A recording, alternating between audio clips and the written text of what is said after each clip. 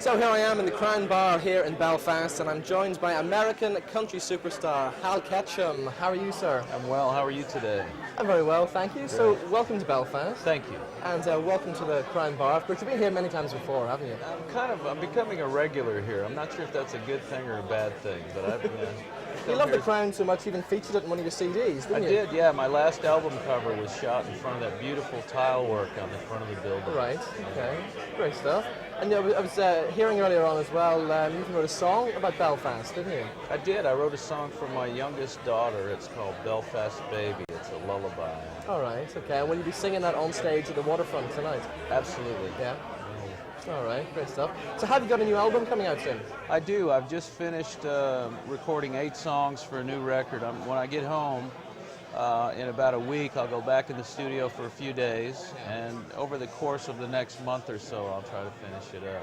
Now, you were born in New York. Yes. And I was talking to Chip Taylor a few weeks ago, obviously him being from New York as well, and starting off in country music. I wouldn't have thought there was a lot of country music around in New York I back think that's then. an interesting prejudice.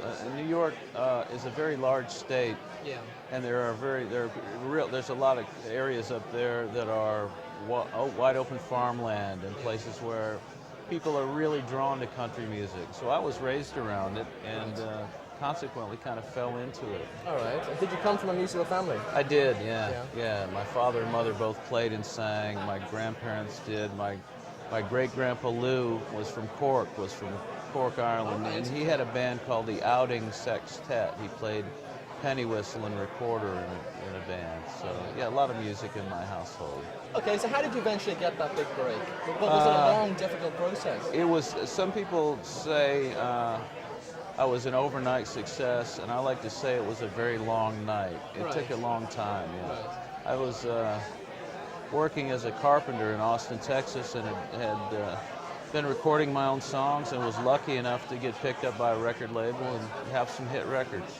There's a lot of luck involved. All right. Did you have to go to Nashville to make the break? Yeah. I did. Yeah. That was the marketplace for what I wanted to achieve. So yeah. And of course, being inducted into the Grand Ole Opry, that must have been a great moment in your career. Well, it was a watermark for me. That's when I realized I had finally made it musically on a level that very few people are privileged to be part of that.